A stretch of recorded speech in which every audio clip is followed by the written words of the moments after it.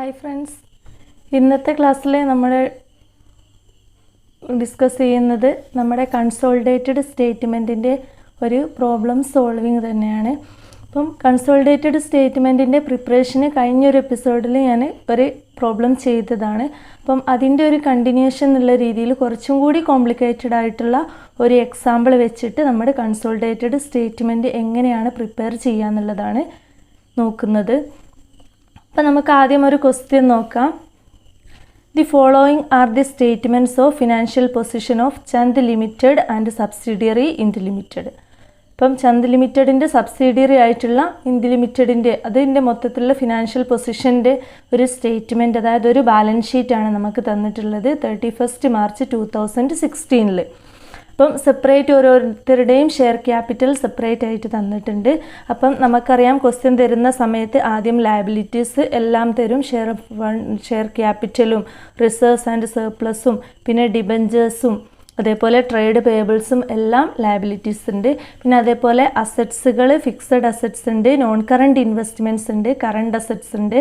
അതേപോലെ കറണ്ട് അസറ്റ്സിൽ വരുന്നതാണ് stock in ട്രേഡും trade റിസീവബിൾസും. ഇപ്പം ഇത് രണ്ട് കമ്പനിയുടെ എമൗണ്ടും നമുക്ക് ബാലൻസ് ഷീറ്റിൽ തന്നിട്ടുണ്ട്. അപ്പം പിന്നെ അതിൻ്റെ നോട്ട്സ് ആക്കിയിട്ട് തന്നിട്ടുണ്ട്. ഷെയർ ക്യാപിറ്റൽ എങ്ങനെയാണ് ഷെയർ ക്യാപിറ്റൽ ഈ 5 lakh വന്നത്, ചന്ദ് ലിമിറ്റഡിൻ്റേത് 5 lakhും മറ്റേത് 2 lakhും വന്നത് എങ്ങനെയാണെന്നാണ് പറയുന്നത്. Issued and subscribed paid up equity shares of 10 each fully paid up. അപ്പം 10 രൂപ ഓരോ ഷെയറിനും വെച്ചിട്ടാണ് എന്ത് തന്നത്, ഷെയർ ക്യാപിറ്റൽ. ചന്ദ് ലിമിറ്റഡിൻ്റേത് 5 lakhും ഇന്ത്യ ലിമിറ്റഡിൻ്റേത് 2 lakhും ഉണ്ടാവും. അപ്പം 10 each ആണ് ഓരോ ഷെയറിൻ്റെയും വാല്യൂ. അപ്പം ഇത് 50,000 ഷെയർസും ഉണ്ടാവും, ഇത് 20,000 ഷെയർസും ഉണ്ടാവും. അപ്പോൾ 50,000 × 10 ആണല്ലോ 5 lakh. അപ്പം അങ്ങനെയാണ് ഷെയറിൻ്റെ വാല്യൂ ഉള്ളത്. പിന്നെ റിസർവ്സ് ആൻഡ് സർപ്ലസിൽ ചന്ദ് ലിമിറ്റഡിൻ്റേത് എത്രയുണ്ട്, 2 lakh ഉണ്ട് റിസർവ്സ്. അതേപോലെ റിസർവ്സ് ഇന്ത്യ ലിമിറ്റഡിൻ്റേത് എത്രയാണ്, 6,60,000. അതേപോലെ പ്രിലിമിനറി എക്സ്പെൻസ് 10,000 ചെയ്തിട്ടുള്ള എമൗണ്ടും ഉണ്ട്. അപ്പം അത് ടോട്ടൽ 5 lakh 50,000 ആണ് ഇന്ത്യ ലിമിറ്റഡിൻ്റെ റിസർവ്സ്. പിന്നെ നോൺ കറണ്ട് ഇൻവെസ്റ്റ്മെൻറ്റ്സ് ആണ് ഇവിടെ ക്വസ്റ്റ്യനിൽ നമ്മൾ ശ്രദ്ധിക്കേണ്ടത്. അപ്പം നോൺ കറണ്ട് ഇൻവെസ്റ്റ്മെൻറ്റിൽ നമ്മുടെ മൊത്തം ഷെയറിൽ, അതായത് ഇന്ത്യ ലിമിറ്റഡിൻ്റെ കമ്പനിയെയാണ് ആരെ ഏറ്റെടുക്കുന്നത്, ചന്ദ് ലിമിറ്റഡ് അക്വയർ ചെയ്യുന്നത്. അപ്പം ഈ ഷെയർ ആയിരിക്കും ഈ 2 lakh എന്നുള്ള എമൗണ്ടിന് രീതിയിലാണ് എന്ത് വരുന്നത്, നോൺ കറണ്ട് ഇൻവെസ്റ്റ്മെൻറ്റ് വരുന്നത്. അപ്പം നോൺ കറണ്ട് ഇൻവെസ്റ്റ്മെൻറ്റ് ഈ 2 lakhന് പകരം എമൗണ്ട് നമ്മൾ തന്നിട്ട് എത്രയുണ്ട്, 2,20,000 ഉണ്ട്.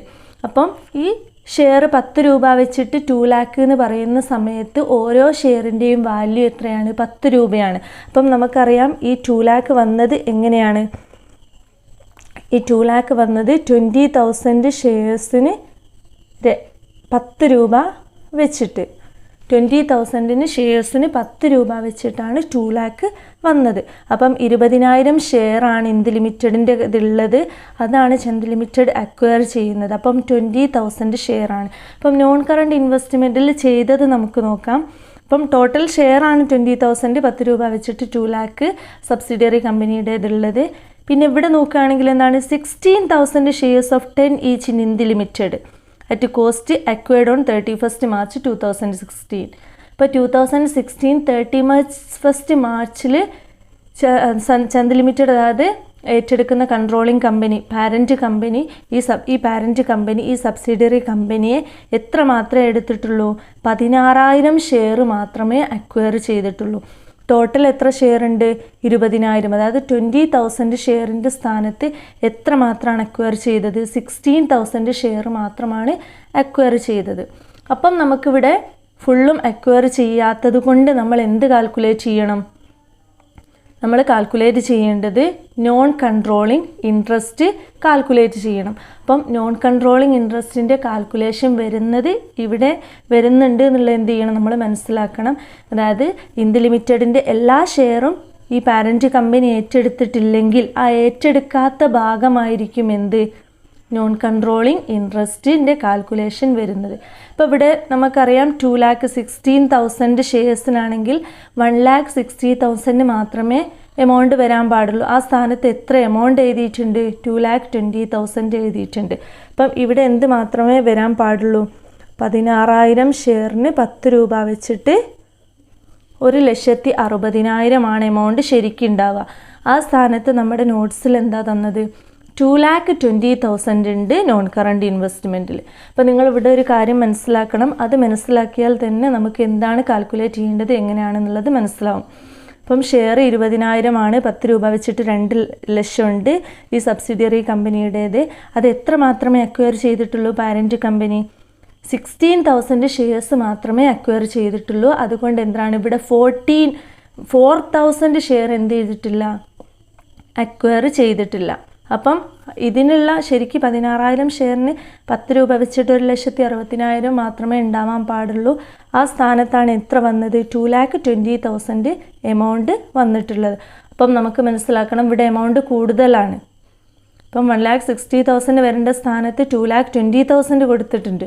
അപ്പം അവിടെ എന്തും കാൽക്കുലേറ്റ് ചെയ്യണം, ഗുഡ്വില്ലും ഉണ്ടായിരിക്കും. ഗുഡ്വില്ലിൻ്റെ കാൽക്കുലേഷനും വരുന്നുണ്ട്. അപ്പോൾ ഈ ക്വസ്റ്റ്യനിൽ നമ്മൾ 2 കാൽക്കുലേഷൻ നമുക്ക് ഇതിപ്പോൾ കൺസോളിഡേറ്റഡ് സ്റ്റേറ്റ്മെൻറ്റ് പ്രിപ്പയർ ചെയ്യണമെങ്കിൽ എന്ത് വേണം?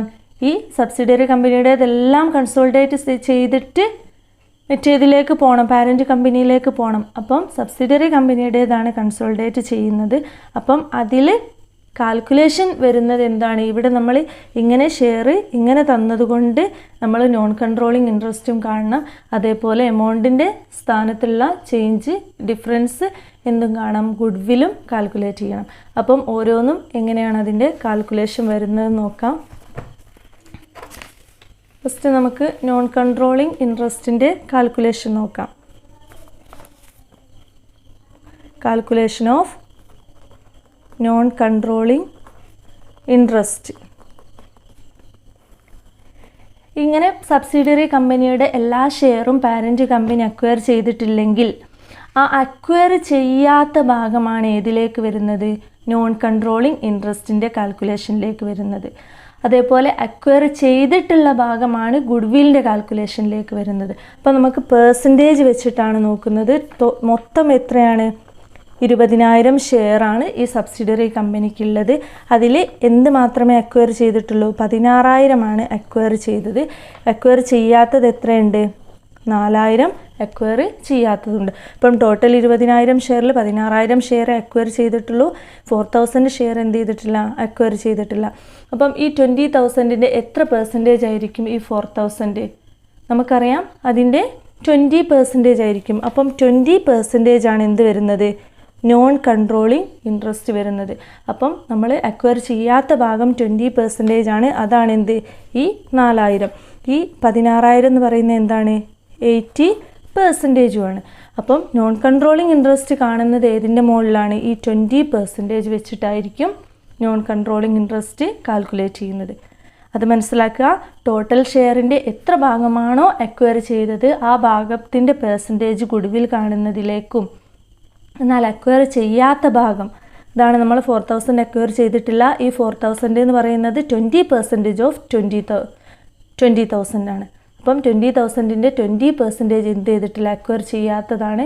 അക്വയർ ചെയ്യാത്ത ഭാഗമാണ് ഏത് കാൽക്കുലേറ്റ് ചെയ്യാൻ വേണ്ടി എടുക്കുന്നത്? നോൺ കൺട്രോളിങ് ഇൻട്രസ്റ്റ് കാൽക്കുലേറ്റ് ചെയ്യാൻ വേണ്ടിയിട്ട് എടുക്കുന്നത്. അപ്പം നോൺ കൺട്രോളിങ് ഇൻട്രസ്റ്റിൻ്റെ കാൽക്കുലേഷൻ നോക്കാം. ആദ്യം തന്നെ എന്ത് കൊടുക്കണം? ഈ paid up value of 20% shares. അതായത് 20% ഷെയർസ് എന്ന് പറഞ്ഞാൽ നമുക്കറിയാം 4,000 ഷെയർസാണ് 20%. അതിൻ്റെ 10 രൂപ വെച്ചിട്ട് എത്രയുണ്ടാവും? പെയ്ഡപ്പ് വാല്യൂ, അതായത് ആ ഷെയറിന് ശരിക്കുള്ള വാല്യൂ, കൊടുക്കേണ്ട വാല്യൂ എത്രയുണ്ടാവുക? 40,000 ആയിരിക്കും. പിന്നെ അതിനോട് കൂടി എന്ത് വേണം? നമുക്കറിയാം റിസർവ്സ് ഉണ്ട്. ഇതിൽ നോട്ട്സിൽ തന്നിട്ടുണ്ട്. ഈ ചന്ദ് ലിമിറ്റഡിൻ്റേതാണ്. അതായത് ചന്ദ് ലിമിറ്റഡിൻ്റെ റിസർവ്സ് ആൻഡ് സർപ്ലസ് ചന്ദ് ലിമിറ്റഡിൻ്റെ 2 ലാഖും അതേപോലെ ഇന്ത് ലിമിറ്റഡ് സബ്സിഡിയറി കമ്പനിയുടെ റിസർവ്സും എല്ലാം ഏത് കൺസോളിഡേറ്റ് ചെയ്ത് പോകണം. അപ്പം അതിൻ്റെ ഈ 60,000 ആണ് ഈ സബ്സിഡിയറി കമ്പനിയുടെ റിസർവ്സ്.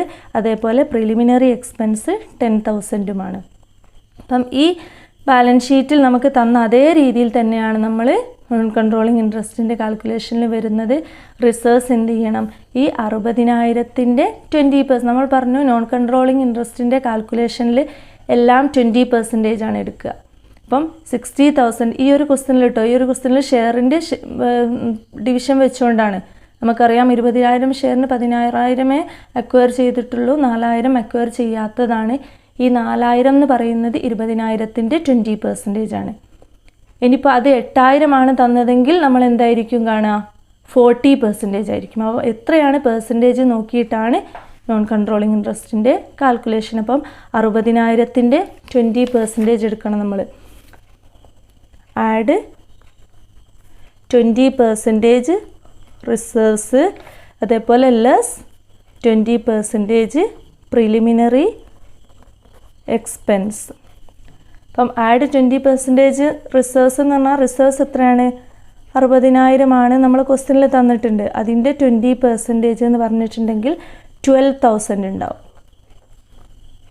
അപ്പം ഇത് ആഡ് ചെയ്യണം. അപ്പം 52,000 ആയി. പിന്നെ അതിൽ നിന്ന് എന്ത് ചെയ്യണം? പ്രിലിമിനറി എക്സ്പെൻസ് നമുക്കറിയാം ക്വസ്റ്റ്യനിൽ 10,000 ആണ്. 10,000-ൻ്റെ 20% എത്ര ഉണ്ടാവുക? 2,000 ഉണ്ടാവും അല്ലേ? 10,000 ആണ് പ്രിലിമിനറി എക്സ്പെൻസ്. അതിൻ്റെ 20% എന്ന് പറയുന്നത് 2,000. അത് ലെസ്സാണ്. ഫസ്റ്റത്തെ റിസർവ് എന്താണ്? ആഡ് ചെയ്യുക, പ്രിലിമിനറി എക്സ്പെൻസ് ലെസ് ചെയ്യുക. ഇത് നമ്മൾ ക്വസ്റ്റ്യനിൽ തന്ന അങ്ങനെ തന്നെയാണ്. റിസർവ്സ് എന്ത് ചെയ്യുക? എത്രയാണോ അതിൽ നിന്ന് എന്ത് ചെയ്യുന്നുണ്ട്? ഈ പ്രിലിമിനറി എക്സ്പെൻസ് ലെസ് ചെയ്തിട്ടുള്ള എമൗണ്ട് ആയിരിക്കും. അപ്പം എത്ര ഉണ്ടാവും നോൺ കൺട്രോളിങ് ഇൻട്രസ്റ്റ്? 50,000 ആണ് നോൺ കൺട്രോളിങ് ഇൻട്രസ്റ്റ് ഉണ്ടായിരിക്കുക.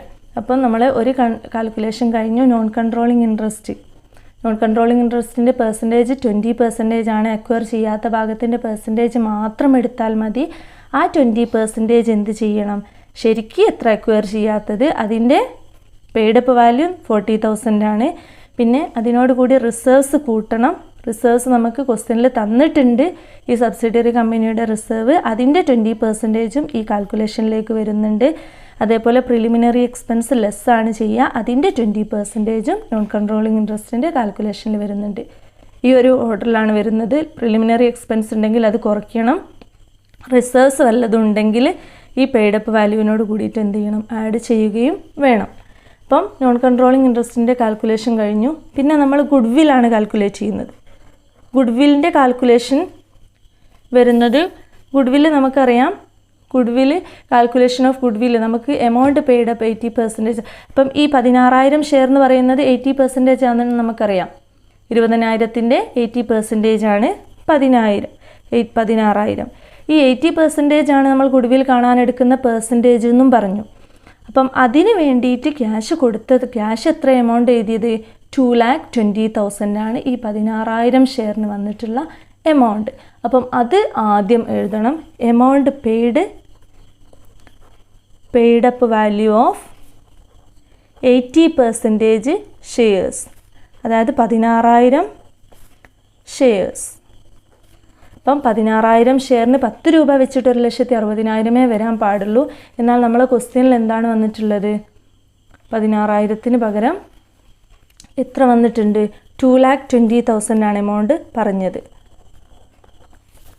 നമുക്കറിയാം 2,20,000 ആണ്. 16,000 ഷെയറിന് 10 രൂപ വെച്ചിട്ട് അത് ചന്ത ലിമിറ്റഡിൻ്റെ എത്ര വന്നിട്ടുണ്ട്? 2,20,000 വന്നിട്ടുണ്ട്. അത് ആദ്യം എഴുതണം. എന്നിട്ട് എന്ത് വേണം? ശരിക്ക് ആ എമൗണ്ട്, ആ ഒരു 80% ഷെയറിന് എത്രയാണ് വാല്യൂ ഉണ്ടാവാൻ നോക്കണം. Less paid up value of 80% shares. നമുക്കറിയാം 80% ഷെയറിന് 16,000 ഷെയറാണ് 80%. അതിന് 10 രൂപ വെച്ചിട്ട് എത്ര മാത്രമേ ഉണ്ടാവൂ? 1,60,000. നമുക്ക് വേണമെങ്കിൽ ലെസ് ചെയ്യുന്നതെല്ലാം ഒരു സൈഡിലേക്ക് മാറ്റിയിട്ട് എഴുതാം. ഇതിൽ നിന്ന് കുറയ്ക്കേണ്ടതാണ് ഇതെല്ലാം. ലെസ് 1,60,000 ആണ്. പിന്നെ അതിനോട് കൂടിയിട്ട് റിസർവ്സും എത്ര ഉണ്ട് നോക്കണം. 80% റിസർവ്സ് അവിടെ ഉണ്ട്. ഇവിടെ നമ്മൾ ചെയ്തതുപോലെ റിസർവ്സ് കൂട്ടുകയും പ്രിലിമിനറി എക്സ്പെൻസ് കുറയ്ക്കുകയും തന്നെയാണ് ഗുഡ്വില്ലിൻ്റെ കാൽക്കുലേഷനിൽ വരുന്നത്. അപ്പം ഇവിടെ റിസർവ്സ് എത്രയാണ്? 60,000 ആണെന്ന് പറഞ്ഞു. അതിൻ്റെ 20% നമ്മൾ നോൺ കൺട്രോളിങ് ഇൻട്രസ്റ്റിലേക്ക് എടുത്തു. പിന്നെ 80% ഇതിലേക്കും വരണം, ഗുഡ്വില്ലിൻ്റെ കാൽക്കുലേഷനിലേക്ക് വരണം. അപ്പം റിസർവ്സ് 80% ഓഫ് റിസർവ്സ്, അതായത് 60,000 ആണ് റിസർവ്സ് നമുക്കറിയാം. അതിൻ്റെ 80% എന്ന് പറഞ്ഞിട്ടുണ്ടെങ്കിൽ എത്ര ഉണ്ടാവും? 48,000 ഉണ്ടാവും. 48,000. ഇത് രണ്ടും കൂടെ 2,08,000. പിന്നെ അതിൽ നിന്ന് നമ്മൾ നേരത്തെ ചെയ്തതുപോലെ എന്ത് കുറയ്ക്കണം? Less preliminary expense. പ്രിലിമിനറി എക്സ്പെൻസിൻ്റെതും എന്താണ്? 80% കാണേണ്ടത്. ഇവിടെ 10,000 ആണ്. 10,000-ൻ്റെ 80%. 10,000 × 80% എന്ന് പറയുന്ന സമയത്ത് 8,000 ഉണ്ടാവും. അത് പ്രിലിമിനറി എക്സ്പെൻസ് നമ്മൾ ഗുഡ്വില്ലിൻ്റേതിലും നോൺ കൺട്രോളിങ് ഇൻട്രസ്റ്റിൻ്റേതും കാൽക്കുലേഷനിൽ ലെസ്സാണ് ചെയ്യുക. അത് ഓർത്ത് വെക്കണം. നമ്മൾ ക്വസ്റ്റ്യനിലും നമുക്കറിയാം. ഇത് തന്നെ നോക്കിയാൽ മതി. എന്താ ചെയ്യുന്നത്? പ്രിലിമിനറി എക്സ്പെൻസ് ഇവിടെ കുറയ്ക്കുകയാണ് ചെയ്യുന്നത്. ഇതേ പ്രൊസീജിയറാണ് നമ്മൾ നോൺ കൺട്രോളിങ് ഇൻട്രസ്റ്റിൻ്റെതിലും ഗുഡ്വില്ലിൻ്റെതിലും ഫോളോ ചെയ്യേണ്ടത്. ഇപ്പം 80% 8,000 കുറച്ചിട്ടുണ്ടെങ്കിൽ എമൗണ്ട് എത്ര ഉണ്ടാവും? 2 lakh ഉണ്ടായിരിക്കും. അപ്പം ഈ 2 lakh ആണ്. അപ്പം ഇതിൽ നിന്നെല്ലാം ഈ എമൗണ്ടൊക്കെ നമ്മൾ പറഞ്ഞു ലെസ് ചെയ്ത് പോകണമെന്ന്. അപ്പം 2,20,000 നിന്നും 2 lakh കുറയ്ക്കുന്ന സമയത്ത് ബാക്കി എത്രയാണ് വരുന്നത്? 20,000 മാത്രമാണ് എന്ത്? ഗുഡ്വിൽ. അപ്പം ഗുഡ്വില്ലിൻ്റെ കാൽക്കുലേഷൻ ഇവിടെ ശ്രദ്ധിക്കുക. ഗുഡ്വില്ലിന് ശരിക്ക് 80% ഷെയർ നോൺ കൺട്രോളിങ് ഇൻവെസ്റ്റ്മെൻറ്റിൽ എത്രയാണ് ചെയ്തത് നോക്കണം. അതായത് എത്ര ഷെയറാണ് കൊടുത്തിട്ടുള്ളത് നോക്കണം. നമുക്കറിയാം ഇവിടെ നോൺ കൺട്രോളിൻ്റെ ഇൻവെസ്റ്റ്മെൻറ്റിൽ 2,20,000 ആണ്. 16,000 ഷെയറിനാണ് ഇപ്പോൾ ഇത് കൊടുത്തിട്ടുള്ളത്. അപ്പം ഗുഡ്വിൽ എന്തായാലും ഉണ്ടായിരിക്കും. അപ്പം ഗുഡ്വില്ലിൻ്റെ കാൽക്കുലേഷനിൽ എന്ത് നമുക്കറിയാം? നോൺ കൺട്രോളിങ് ഇൻട്രസ്റ്റിൻ്റേത് 20% കാണുന്ന സമയത്ത് ബാക്കി 80% ഗുഡ്വില്ലിൻ്റെ കാൽക്കുലേഷനിലാണ്. ഗുഡ്വില്ലിൻ്റെ കാൽക്കുലേഷൻ 80% ആണ് വരുന്നത്. അതേപോലെ നോൺ കൺട്രോളിങ് ഇൻട്രസ്റ്റിൻ്റെ കാൽക്കുലേഷൻ 20%. എല്ലാ എമൗണ്ടിൻ്റെയും 20 ഗുഡ്വില്ലിൻ്റേതിലും 80% ഇതിലുമാണ് വരുന്നത്. അപ്പം ആദ്യം പെയ്ഡപ്പ് വാല്യൂ എടുത്തു. Amount paid-up shares 2,20,000. പിന്നെ അതിൽ നിന്നും എന്ത് ചെയ്തു? ശരിക്ക് ഇതിൻ്റെ വാല്യൂ എത്രയാണ്? 1,60,000. പിന്നെ അതിൽ നിന്ന് റിസർവ്സ് അതേപോലെ പ്രിലിമിനറി എക്സ്പെൻസ് കുറച്ച് ഇതിൻ്റെ കാൽക്കുലേഷൻ എല്ലാം ചെയ്തിട്ട് എത്ര കിട്ടി? 20,000 ആണ് ഗുഡ്വിൽ കിട്ടിയത്. ഇതെല്ലാം നമ്മളിനി കൺസോളിഡേറ്റഡ് സ്റ്റേറ്റ്മെൻറ്റിലേക്ക് വരും. ഇപ്പോൾ കൺസോളിഡേറ്റഡ് സ്റ്റേറ്റ്മെൻറ്റ് ചെയ്യുന്ന സമയത്ത് ഈ രണ്ടെണ്ണം നമ്മൾ കാൽക്കുലേറ്റ് ചെയ്ത് വെച്ചിട്ടുണ്ടെങ്കിൽ ഈ നോൺ കൺട്രോളിങ് ഇൻട്രസ്റ്റ് ലയബിലിറ്റി സൈഡിലേക്കും ഗുഡ്വിൽ അസറ്റ് സൈഡിലേക്കുമാണ് എഴുതുക. അത് പ്രത്യേകം ശ്രദ്ധിക്കണം. റിസർവ്സിൻ്റെ അണ്ടറിൽ വരുന്നതാണ് നോൺ കൺട്രോളിങ് ഇൻട്രസ്റ്റ്. അതേപോലെ ഗുഡ്വിൽ എന്ന് പറഞ്ഞാൽ നമുക്കറിയാം അസറ്റാണ്. അതുകൊണ്ട് കൺസോളിഡേറ്റഡ് സ്റ്റേറ്റ്മെൻറ്റിൽ അസറ്റ്സിലേക്കുമാണ് വരുന്നത്. അപ്പം ഫസ്റ്റ് വേണം നമുക്ക് ഇതേ പ്രൊസീജിയറിലാണ് ബാലൻസ് ഷീറ്റ് ചെയ്യേണ്ടത്. ഇതിപ്പോൾ നമുക്കൊന്ന് ചുരുക്കിയിട്ട് എഴുതാം. ഫസ്റ്റ് നമുക്കറിയാം ഇക്വിറ്റി ആൻഡ് ലയബിലിറ്റീസ് ഒന്നും എഴുതുന്നില്ല. നമുക്കറിയാം ഷെയർ ഹോൾഡേഴ്സ് ഫണ്ട് എന്ന് പറഞ്ഞാൽ ഷെയർ ക്യാപിറ്റൽ. നിങ്ങൾ ഇതേ പ്രൊസീജിയറിൽ തന്നെ എഴുതാം. ഞാൻ ഷെയർ ക്യാപിറ്റൽ എന്ന് പറഞ്ഞിട്ട് തുടങ്ങാം. First amount share capital. Share capital നമുക്കറിയാം ഷെയർ ക്യാപിറ്റൽ ഏത് മാത്രമാണ് എടുക്കുന്നത്? ഈ 5 lakh മാത്രം. ഏതാണോ അക്വയറിങ് കമ്പനി ആ കമ്പനിയുടെ ഷെയർ ക്യാപിറ്റൽ മാത്രമാണ് കൺസോളിഡേറ്റഡ് സ്റ്റേറ്റ്മെൻറ്റിലേക്ക് നമ്മൾ ഡയറക്റ്റ് ആയിട്ട് ആദ്യം എടുക്കുന്നത്. 5 lakh. ഇത് നോട്ട് നമ്പർ ഉണ്ടെങ്കിൽ എഴുതാനാണ്. 5 lakh.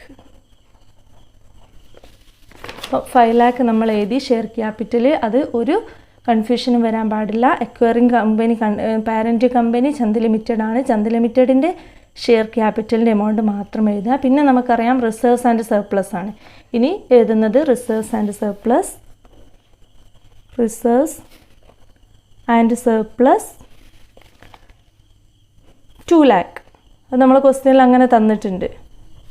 2 lakh. Reserves and surplus 2 lakh. അപ്പം പാരൻറ്റ് കമ്പനിയുടെ ഷെയർ ഹോൾഡേഴ്സ് ഫണ്ട് 5 lakh എഴുതി. പിന്നെ reserves and share capital 5 lakh എഴുതി. റിസർവ്സ് ആൻഡ് സർപ്ലസ് 2 lakh എഴുതി. പിന്നെ നമുക്കറിയാം നമ്മൾ പറഞ്ഞു കാൽക്കുലേറ്റ് ചെയ്ത് വെച്ചിട്ടുള്ള ഈ നോൺ കൺട്രോളിങ് ഇൻട്രസ്റ്റ് ലയബിലിറ്റീസിൽ റിസർവ്സിൻ്റെ അണ്ടറിലാണ് വരുന്നത്. അപ്പം അതിൻ്റെ അണ്ടറിൽ എഴുതണം നോൺ കൺട്രോളിങ് ഇൻട്രസ്റ്റ്.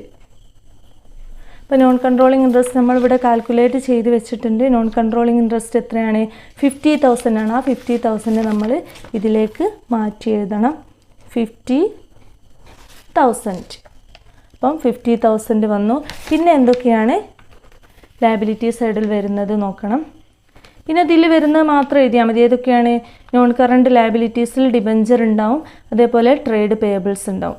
ഇതെല്ലാം ഈ ഡിബഞ്ചർ എത്രയാണ്? 1 lakh ആണ്, അതും എഴുതുക. Debentures 1 lakh. പിന്നെ വരുന്നത് എന്താണ്? പിന്നെ ലയബിലിറ്റീസിൽ ഒരു ലയബിലിറ്റിയും കൂടിയാണ് പറയുന്നത്, ട്രേഡ് പേയബിൾസ്. ഈ ലയബിലിറ്റീസ് ഒക്കെ 2 കമ്പനിയുടേതും ഉണ്ടെങ്കിൽ രണ്ടും കൂടി കൂട്ടിയിട്ട് നമ്മൾ കൺസോളിഡേറ്റഡ് സ്റ്റേറ്റ്മെൻറ്റിലേക്ക് എഴുതിയാൽ മതി. അപ്പം ഈ 1,70,000 1,35,000 അതും കൂടി എന്ത് ചെയ്താൽ മതി? എഴുതിയാൽ മതി. 13,500 കൂടെ.